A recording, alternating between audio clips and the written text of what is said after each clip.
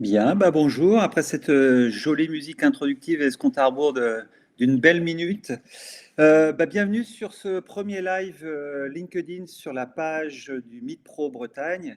Meet Pro Bretagne, dont la huitième édition, je vous le rappelle, aura lieu le 29 mars, le mardi 29 mars à la Gacilly. Depuis une dizaine de jours maintenant, vous avez dû, si vous suivez cette page, remarquer qu'on prend beaucoup de plaisir à partager des informations en prévision de cet événement de la GACI du 8 mars, du 29 mars pour cette huitième édition. Et parmi les contenus qu'on partage allègrement avec vous, on essaie de donner largement la parole à des experts de toute la région. On leur donne la parole à l'écrit avec des petits articles à lire. Et on a aussi une programmation sympathique de live. Ça commence aujourd'hui. C'est le premier live de la série. Parmi nos invités, tous nos invités même, pardon, ont un point commun, c'est qu'ils sont déjà adhérents à un des trois clubs d'affaires qui co-organisent le Meet Pro, le Meet Pro de Bretagne. Et ils ont un autre point commun, c'est qu'ils seront présents le 29 mars à la GACI au sein de toute cette filière Miss bretonne, donc meeting, incentive, conférence et exhibition, pour vous présenter tout le savoir-faire donc de la filière du tourisme d'affaires et de l'événementiel breton. Voilà, donc il est quand même temps de vous présenter notre premier invité qui nous attend sagement dans le Morbihan. C'est Arnaud Mauguin. Arnaud Mauguin, il est directeur d'exploitation commerciale du parc animalier de Branferré, un parc bien connu, le premier site touristique du Morbihan, le troisième site de Bretagne. Je ne vais pas abattre tous les atouts et toute la carte de visite du parc. Arnaud le fera bien mieux que moi. Donc le parc, il est situé à une trentaine de kilomètres, je double les distances moi, une trentaine de kilomètres au sud-est de Vannes. Et Arnaud nous le définira, nous donnera ses caractéristiques premières. Donc ensemble avec Arnaud, pendant une quarantaine de minutes, on va parler de tourisme d'affaires, évidemment. On va parler de la crise sanitaire. On aura du mal à éviter ce sujet. Et on va surtout parler de ce lieu d'exception qui a aussi un projet très fort dans le domaine de l'événementiel durable. Donc, Arnaud, je vais rapidement me taire pour te laisser largement la parole. Merci à toi de t'être rendu disponible et merci d'avance pour tout ce que tu vas nous livrer pendant ces 40 minutes.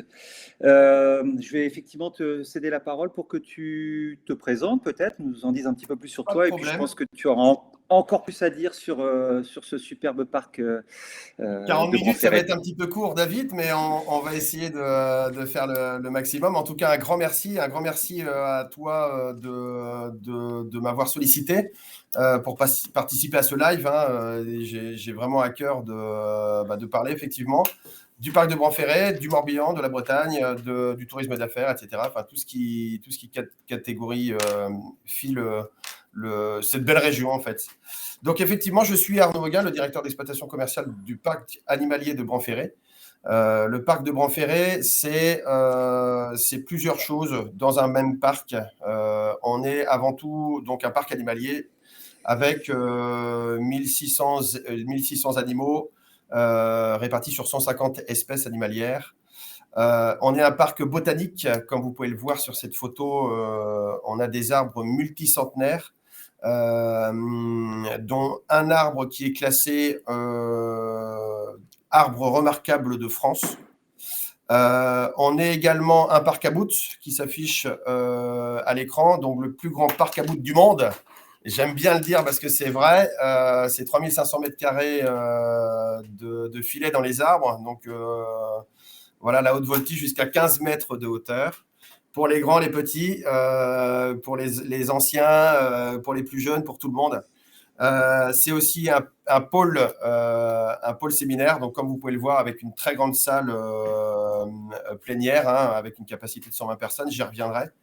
Mais également la restauration, comme vous pouvez le voir, avec des très très belles choses que l'on fait, avec une restauration qui est engagée, Mon Resto Responsable notamment. Et on est également une école, l'école de la nature, où on prodigue de la pédagogie, de la sensibilisation pour un public principalement enfants, scolaires et extrascolaires, extrascolaires puisqu'on fait nos propres séjours de vacances également dans cette école. Cette école, c'est aussi un centre d'hébergement, puisqu'on a 33 chambres avec une capacité de 166 lits. Donc voilà, ouvert 9 mois dans l'année au grand public, donc de début février à début novembre, et ouvert à l'année pour tout ce qui est groupe constitué, donc qu'il soit professionnel ou familial. Vous pouvez organiser tout ce que vous voulez durant la période hivernale également. D'accord, merci Arnaud. Je crois que le parc a ouvert en 1965. Absolument, une histoire 1965.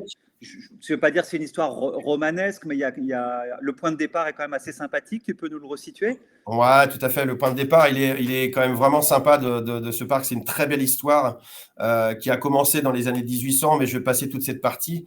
Je vais plutôt commencer sur la vraie partie qui fait l'ADN du parc. C'est Paul et Hélène Jourde qui sont propriétaires donc, du site de Branferré, qui dans les années 30 font un voyage en Inde, se font inviter par un Maharaja. Et ce Maharaja les accueille dans sa très grande villa. Et autour de sa villa, il a des animaux en liberté. Monsieur Journe dira, c'est le paradis ici, je veux le recréer chez moi. Et donc de là est partie l'idée de créer un environnement animalier autour de son château. Il aura une très belle collection qu'il va commencer à montrer au grand public à partir de 1965, puisque ce sera l'ouverture du parc. Monsieur Jour décédera en 86, Madame Jour décédera en 88. Et avant son décès, Madame Jour fera le legs à la Fondation de France, puisque elle a voulu perpétuer tout ce qu'ils avaient mis en place, et rien de tel que la Fondation de France pour le faire. Donc la Fondation de France est maintenant propriétaire du site de Branferré depuis 88. D'accord Arnaud, donc l'histoire est belle, elle est longue. Je crois qu'une des évolutions dont le parc est le plus fier, c'est aussi d'avoir intégré une école nature. Tu peux nous en dire quelques mots rapidement? Ouais, tout à fait. Donc l'école nature, elle a vu le jour en 2002. C'était la volonté de Nicolas Hulot et de sa fondation de créer la première école pédagogique sur la sensibilisation de la biodiversité, la sensibilisation animalière, la sensibilisation sur la place de l'homme vis-à-vis de l'animal. Et tout ça, ça a été un pari gagnant parce qu'on arrive et on accueille actuellement un peu plus de 10 000 enfants chaque année. Donc, le pari est entièrement gagné. Très bien, Arnaud. Je l'ai évoqué en introduction, on parlait à l'instant d'évolution heureuse et appréciable du parc. Il y a des choses un peu plus contraintes, notamment ces 2 années qu'on vient de traverser avec cette crise sanitaire qui a impacté tout le monde, aussi bien professionnellement que personnellement. Est-ce que tu peux nous expliquer comment vous, à Branferré, vous avez encaissé, j'allais dire, l'impact de cette crise sanitaire et les conséquences sur votre activité? Comment vous êtes adapté à tout ça? Ça a été multiple puisqu'on est passé par divers rebondissements et surtout annonces gouvernementales tout au long de ces deux années. Entre un confinement, le premier confinement qui était très dur, très strict, où tout le monde est rentré chez lui et aucunement possibilité de sortir. On avait quand même, nous, des frais fixes qui étaient assez importants. Et on avait surtout aussi toute une équipe qui était sur place et qui pouvaient, eux, pas faire de chômage partiel ou de télétravail ou de confinement. Ce sont tous nos soigneurs animaliers qui, durant toute cette crise, étaient là tous les jours pour nos pensionnaires, pour nos 1500 pensionnaires. Toute l'équipe technique aussi, également qui est restée. Donc effectivement, 2020 a été entaché par cette première partie d'un confinement très strict. Donc ouverture du parc début juin 2020. On a essuyé une année avec des protocoles qu'il a fallu mettre en place, avec des adaptabilités aussi, avec des contraintes. avec du personnel qu'il a fallu aussi motiver, qu'il a fallu remotiver, qu'il a fallu recruter aussi difficilement. Cette année 2020, ça a été un petit peu ça a été un petit peu l'année test en fait pour l'année 2021. Donc 2020, c'est une fermeture aussi, hein, avant la fermeture du parc, puisqu'on a fermé le 28 octobre à nouveau pour confinement. Et là, on est resté fermé 7 mois. Donc ça a été un petit peu plus compliqué quand même.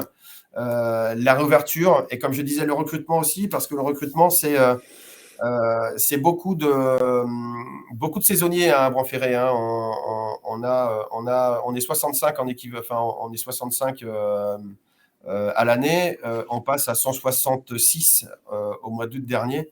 Donc, c'est un gros recrutement de saisonniers dans la partie école avec les animateurs, mais surtout dans la partie restauration, où là, on passe de 7 personnes à 66. Donc, c'était beaucoup de recrutement et c'était très compliqué de recruter du personnel professionnel, puisque la plupart, et on le sait, on a tous suivi à peu près les infos, toutes les personnes qui travaillent dans la restauration, enfin en tout cas une bonne partie, ont trouvé d'autres ressources dans d'autres métiers en fait. Donc on a pallié, on a quand même réussi à trouver, on s'est adapté, encore une fois, parce que c'est vraiment le maître mot, c'était vraiment l'adaptabilité. Les annonces changeaient très régulièrement, il a fallu revoir les protocoles très régulièrement. Donc 2021, réouverture fin mai, avec mise en place d'une tente sanitaire, puisqu'on a décidé à Bran-Ferré de proposer des tests antigéniques directement à l'entrée du parc et de donner la possibilité à toutes les personnes qui n'étaient pas vaccinées ou qui ne l'étaient pas encore, eh bien de pouvoir rentrer sur le parc. Et donc, du coup, on a eu une année qui a été relativement correcte, en tout cas dès l'ouverture. Et donc, ça annonce une très belle année qui arrive, en espérant que le Covid soit un petit peu plus derrière nous que devant maintenant. Normalement, ça devrait, mais bon, on n'est jamais à l'abri. En tout cas, il a fallu aussi, hein, en termes de management, en termes de RSE, trouver des solutions. Donc, bien évidemment, on a mis en place le chômage partiel, on a mis en place le télétravail aussi. On a donné les outils nécessaires pour que chaque personne de l'équipe qui était en télétravail puisse se sentir aussi bien qu'au travail. On leur donnait également la possibilité de revenir, reprendre contact pour ne pas perdre le fil, pour pas perdre non plus cette partie sociale qui est très très importante au parc de Bran-Ferré. Et tout s'est très bien passé en fait. Tout s'est vraiment très bien passé. Voilà. Je crois aussi, Arnaud, que vous avez profité quelque part, ça fait bizarre de le dire, mais c'est pourtant un peu le cas, me semble-t-il. Vous avez travaillé à une forme plusieurs formes d'ailleurs de restructuration, de vraie réflexion de fond et de forme sur le parc. Donc vous n'avez pas fait malheureusement pour vous, enfin heureusement pour vous, que subir ce que vous imposait la crise sanitaire, mais vous avez aussi profité de ce temps-là pour optimiser le parc, on va dire. Je ne sais pas si je peux le dire comme ça. Si, c'est un peu ça. Hein. Effectivement, on a eu un petit peu plus de temps quand même de réflexion. On a eu un petit peu plus de temps aussi de se reposer les bonnes questions. On a eu un petit peu plus de temps aussi avec cette crise, de voir l'avenir différemment. Parce que c'est aussi ça. Hein. Cette crise, elle nous a permis de se rendre compte que du jour au lendemain, tout peut s'arrêter et que du jour au lendemain, il faut s'adapter à d'autres façons de travailler, à d'autres façons de faire. Donc nous, on a pris le temps de réflexion, de voir comment on pouvait emmener le parc sur d'autres domaines que l'animalier, que le loisir. Donc du coup, on a travaillé sur toute une gamme de produits, notamment à destination des événements familiaux et professionnels. Donc avec l'optimisation des activités qu'on pouvait proposer, hein, puisque le parc de Bran-Ferré, c'est quand même de la restauration de très grande qualité. Comme je disais, on est engagé dans Mon Resto Responsable. On a un nouveau chef depuis 2 ans, Damien Le Gall, qui fait des merveilles. On a tout type, on a beaucoup de types de restauration et toute la restauration du parc est engagée dans une démarche de qualité avec des produits de saison, avec des producteurs locaux. On travaille beaucoup avec le local, avec des produits frais, avec des produits qui sont transformés directement sur le parc. Donc, en pleine saison, ça représente beaucoup de repas servis, mais dans un vrai respect, en fait. On a une crêperie, je prends l'exemple, les crêpes et les galettes sont 100% bio. Donc, avec des producteurs locaux, quoi. Après, c'est toute la partie séminaire qu'on a développée aussi, qu'on a retravaillé. Donc bon, on n'a pas encore vraiment de retour puisque les groupes constitués commencent tout simplement à revenir. On sent un vrai engouement là, à partir d'avril où on a vraiment déjà beaucoup de dates de confirmées. Donc la partie séminaire, c'est une salle plénière, comme je disais. C'est de la restauration haut de gamme. C'est un centre d'hébergement avec, donc, comme je le disais, 33 chambres. Et c'est aussi tout un programme d'animation avec des animateurs du parc pour tout ce qui est cohésion d'équipe, pour tout ce qui est challenge, tout ce qu'on appelle communément en espagnol incentive et team building. Donc voilà, on est capable de répondre à tout type de demande. On a déjà derrière nous des très belles manifestations. On est capable également d'accueillir des colloques, des congrès. Donc voilà, on peut répondre à toutes les demandes et c'est une vraie force à partir de cette année de diversifier un petit peu l'offre de Branferré vers un public professionnel.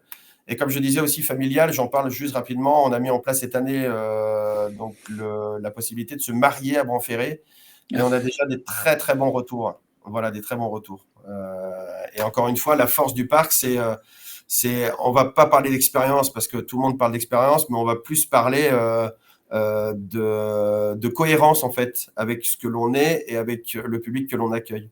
Et donc effectivement, faire un séminaire à Branferré, c'est faire un séminaire dans un site historique, dans un site engagé environnementalement, dans un site avec des valeurs, avec un ADN. C'est donner à ses collaborateurs la possibilité effectivement de découvrir autre chose qu'un centre-ville ou autre, sans dénigrer. Mais effectivement, on est un lieu atypique pour toute la partie événementielle. Alors, tu évoquais à l'instant les engagements du parc et cette touche développement durable que vous travaillez, à laquelle vous réfléchissez. C'est un axe qui devrait s'amplifier, j'imagine, vu ce que tu nous en expliques, et prendre un peu plus d'épaisseur dans les années à venir. Est-ce que tu pourrais nous en dire un petit peu plus sur les engagements du parc en matière d'événementiel durable pour rester dans cette thématique un petit peu adaptée aux professionnels? Tout à fait. Donc le parc, comme je te disais, c'est un ADN, un vrai ADN sur le bien-être animalier. Notamment puisque le parc, c'est des animaux en semi-liberté. C'est des très grands espaces. On a la plus grande plaine africaine d'Europe. On a une vallée indienne qui a vu le jour il y a 6 ans, qui est immense. Des animaux en liberté, des animaux qui passent devant les visiteurs. Il y a cette notion de liberté, elle est extraordinaire en fait. Et à côté de ça, effectivement, on est sur un patrimoine, on est ancré sur un territoire aussi, le Morbihan, qui le mérite, on en reparlera peut-être tout à l'heure.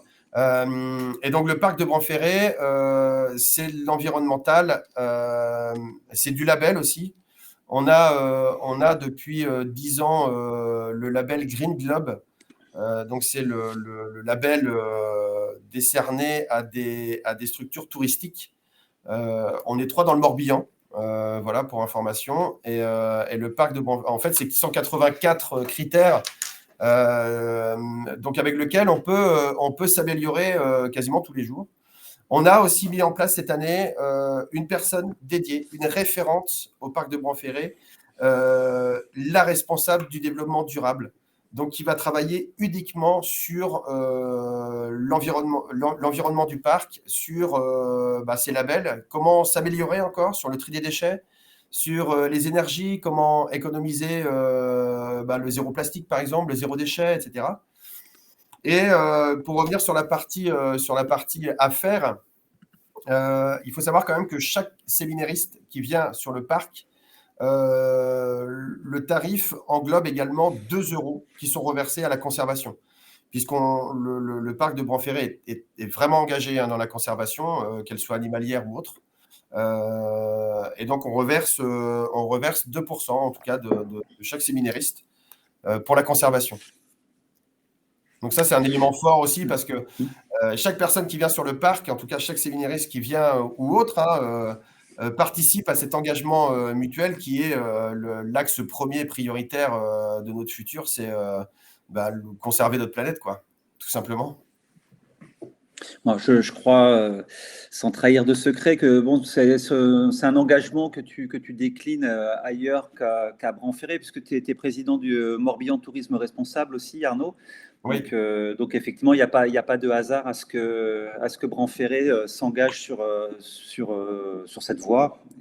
Exactement, effectivement, comme tu le dis, David, on n'est pas tout seul, et c'est ça qui fait la force aussi d'un territoire.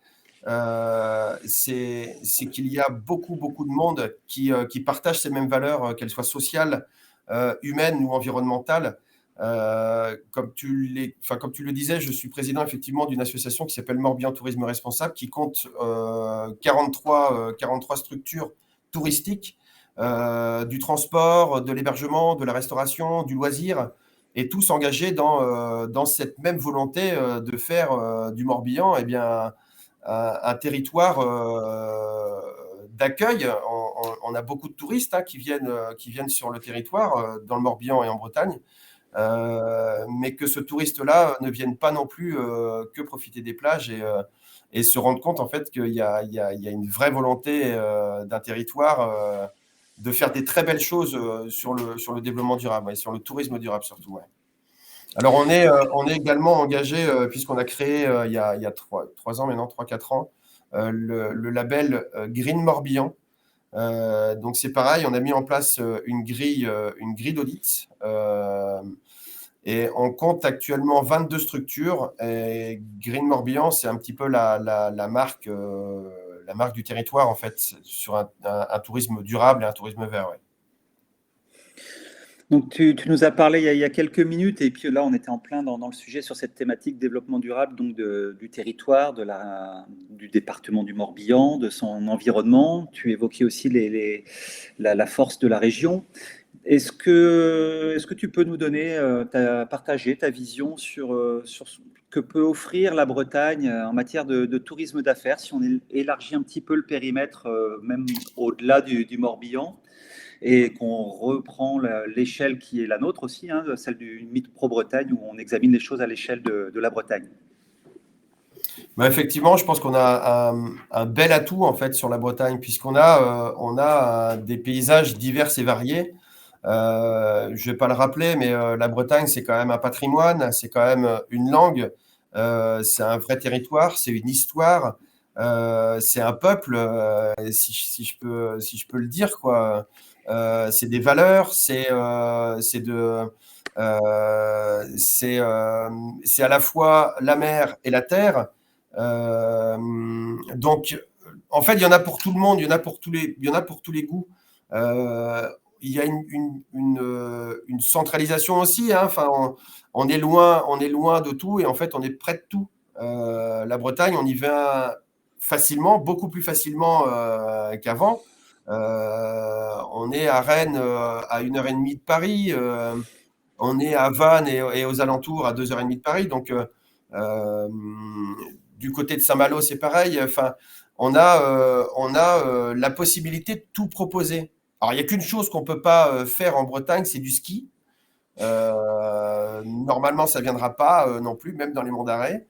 Mais après, on a un panel de professionnels qui est assez extraordinaire en fait, hein, sur du réceptif, des agences réceptives, des agences de voyage, de l'hébergement de grande qualité, de tout type d'hébergement d'ailleurs, hein, du loisir dans tous les sens, des salles de séminaire atypiques, des endroits atypiques.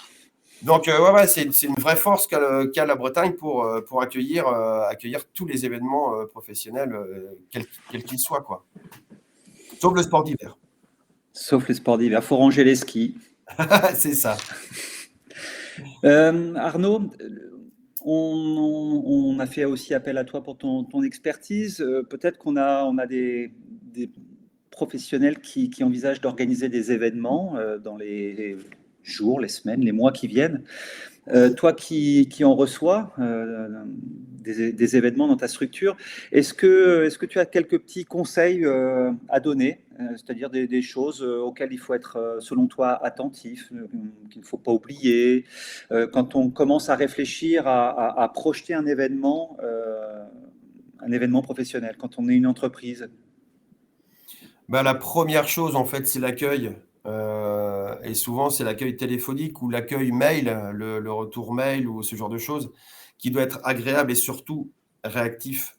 On le sait, les entreprises n'ont plus trop le temps. Donc, plus on se place rapidement sur une réponse, qu'elle soit positive ou négative, hein, plus on se place bien et dans le haut du panier.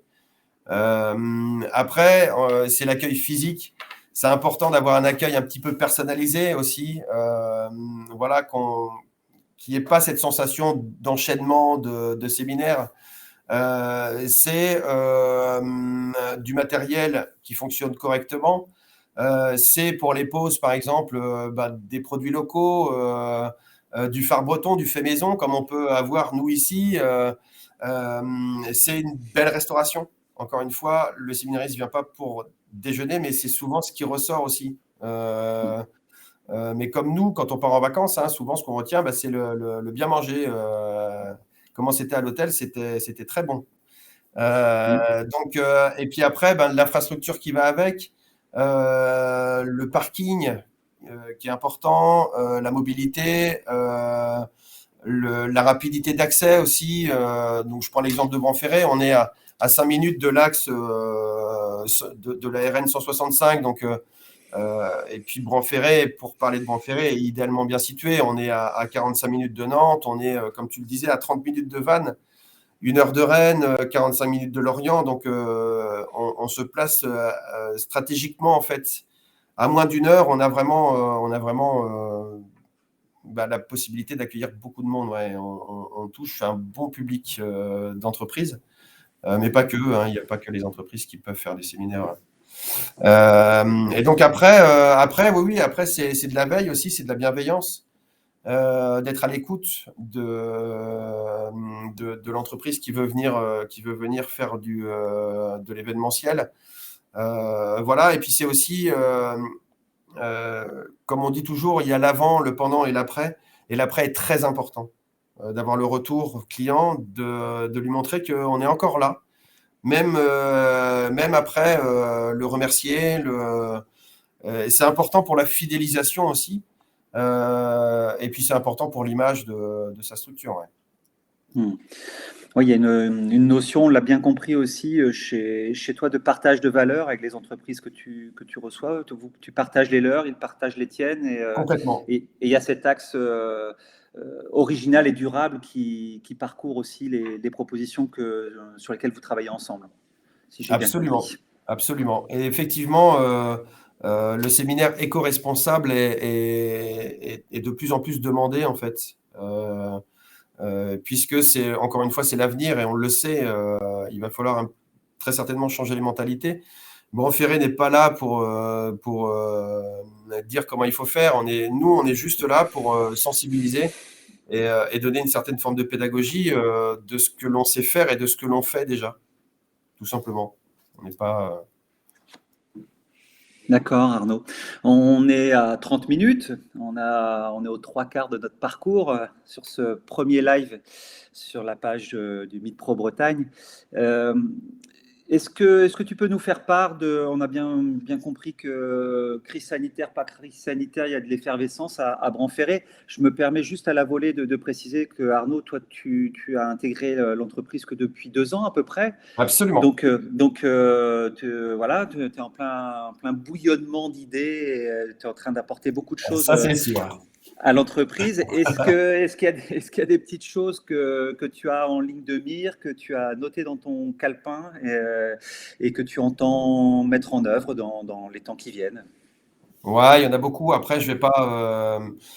Pour l'instant, c'est que des perspectives. Il y a une chose qui est sûre, c'est les nouveautés animalières de cette année, qui vont être les okapis et les casoars, qu'on va pouvoir montrer à partir d'avril pour les casoars et mai pour les okapis.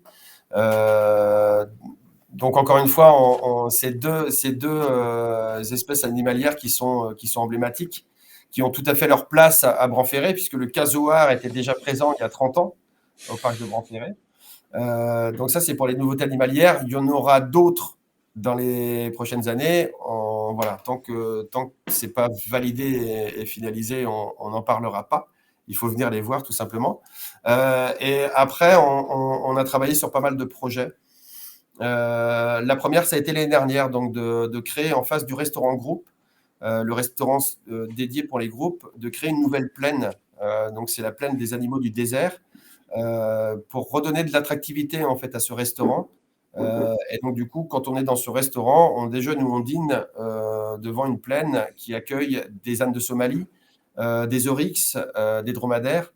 Donc c'est quand même un cadre assez atypique et un visuel quand même assez hors du commun. Ce restaurant, juste pour en parler, c'est un restaurant donc, où on fait du service à l'assiette pour les groupes.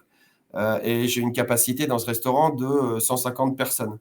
Donc pour faire du cocktail également, pour faire des repas d'entreprise, pour faire des arbres de Noël, puisque c'est très en vogue aussi l'arbre de Noël. Donc on est capable de répondre vraiment à tous les besoins avec cette salle et avec les autres salles aussi, hein, puisqu'on a 2 autres restaurants, le restaurant self-service qui peut être privatisé pour une soirée, et le restaurant également scolaire qui lui peut être également privatisable.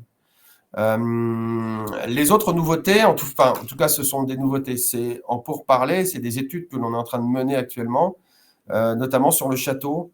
Pour les gens qui connaissent Branferré, le château, c'est l'âme, le cœur névralgique de Branferré. C'est de là que tout est parti. Et on est en train de réfléchir sur l'étude de la réhabilitation du château. De toute façon, il est temps de le faire. Après, dans quelle structure, qu'est-ce qu'on va y apporter, on ne sait pas. En tout cas, on gardera toujours l'âme des propriétaires, l'âme du parc, qu'on n'enlèvera pas, ça c'est sûr. Et à terme, il y aura très certainement aussi d'autres choses qui verront le jour. Peut-être un nouveau point de restauration emporté, un nouveau parc à bout. Donc ça c'est sûr l'année prochaine, puisque le parc à bout, on se doit de le changer tous les 5 ans. Il arrive à terme l'année prochaine. Donc parc à bout qui sera, on l'espère, encore plus grand. Le plus grand du monde, le plus grand de l'univers, peut-être cette fois-ci.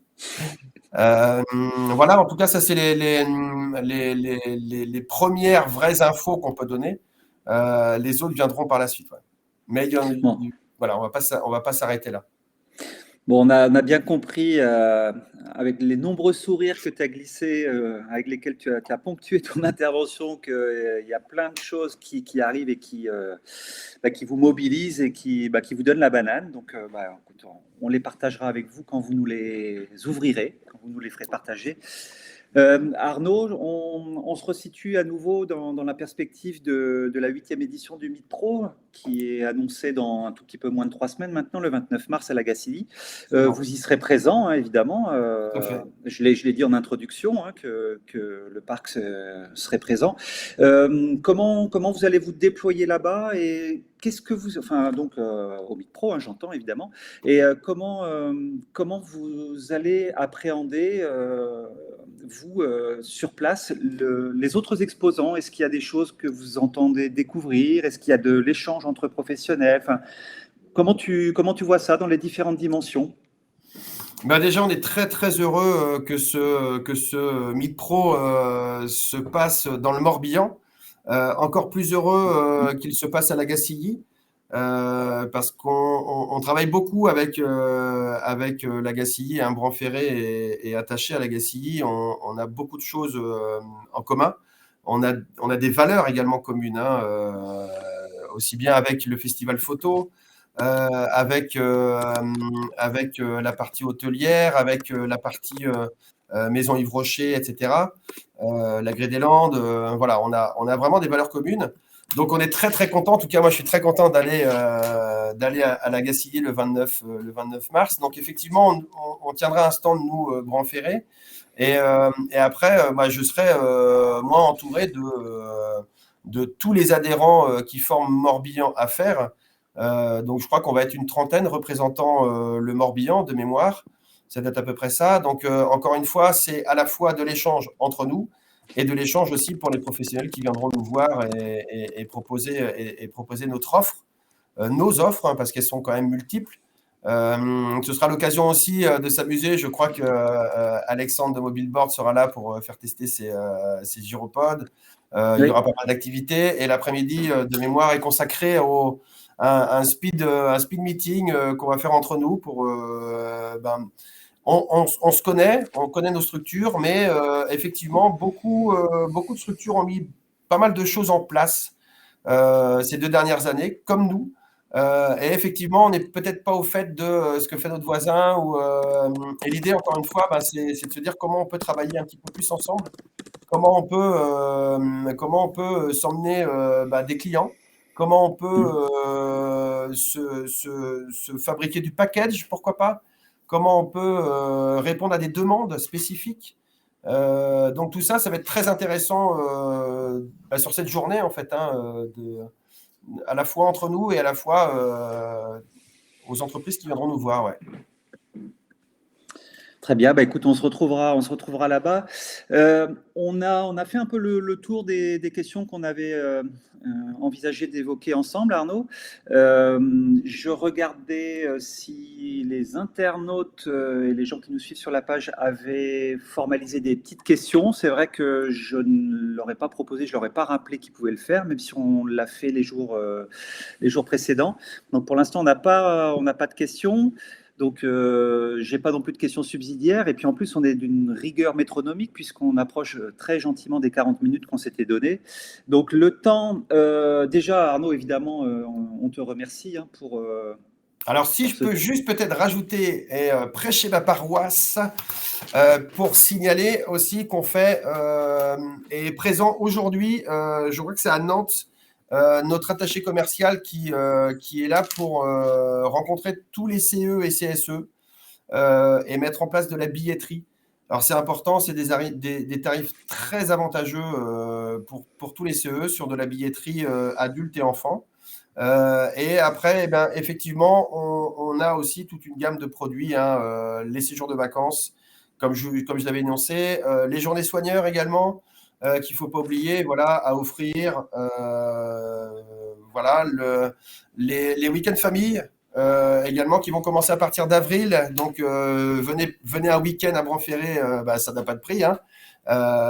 Les week-ends famille. On va également sortir cette année 3 dates où on servira des jolis menus dans notre restaurant, justement dédié à une clientèle individuelle sur réservation. Donc les 3 dates, c'est le dimanche de Pâques, le dimanche de la fête des mères et le jour de la Toussaint. Donc voilà, n'hésitez pas à nous appeler pour avoir plus de renseignements. Et sinon, notre page internet où vous trouverez tous les renseignements nécessaires. Voilà, parfait. Désolé. On a, non, il n'y a pas. Non, on n'a toujours pas atteint les 40 minutes, donc on est. C'est pas mal. On aura encore quelques secondes, quelques minutes. Donc, je jetais un petit coup d'œil, Arnaud. On n'a toujours pas de questions, donc c'est que tu as dû être définitivement complet. Et puis de toute façon, chacun sait qu'il pourra te retrouver et retrouver tes équipes sur le Meet Pro le mardi 29 à la Gacilly, dans le Morbihan, comme tu l'as bien précisé, de 8h30 à 14h. Donc évidemment, tous les échanges, tous les thèmes qui ont été abordés pourront être complétés sur place, hein, et étendus, enrichis. Si on n'a pas de questions, bon, on va s'approcher gentiment de la fin. Donc, j'étais en train de te remercier quand tu nous as apporté les quelques éléments complémentaires. Donc, je te Oui, pardon. remercie pour ta... Non, non, non, non, pas du tout. Il n'y a pas d'excuse. Te remercier pour pour le temps que tu nous as accordé, pour la générosité de ton propos et ce partage, voilà, généreux. Merci à toi, David. Il n'y a pas de quoi, c'était Ouais. vraiment un plaisir, Arnaud. Et je te recroiserai également avec plaisir sur le Meet Pro. Et c'est aussi le moment, on va terminer très rapidement maintenant, de rappeler que les badges, la réservation des badges pour assister au Meet Pro est toujours possible, évidemment, hein. Donc ça se fait via le site Meet Pro Bretagne. Vous trouverez très facilement les badges et la procédure pour en réserver un est vraiment très simple. Donc n'hésitez pas. Et puis autrement, le prochain rendez-vous qu'on peut vous donner, ce sera le deuxième live, donc jeudi prochain, même endroit, même heure, 12h45 pendant 40-45 minutes. Un peu plus si affinité et si questions. Il y aura peut-être des questions la semaine prochaine. On recevra Nadine Bonnefoy-Poder, donc, qui est co-dirigeante, co-gérante, co-responsable, co-directrice de cette entreprise, cette belle entreprise familiale qu'est la Récré des Trois Curés. Donc ce coup-ci, on quittera le Morbihan pour remonter du côté de Brest. Et donc voilà, on aura des échanges sans doute tout aussi passionnants que ceux qu'on a eu avec Arnaud. Arnaud, encore merci. Merci, David. On te rend à ta fin de semaine morbihanaise et on se retrouve à la Gacilly dans un tout petit peu moins de 3 semaines. Merci à ceux qui nous ont suivis et rendez-vous à très bientôt, donc à jeudi prochain. Bonne journée à tous.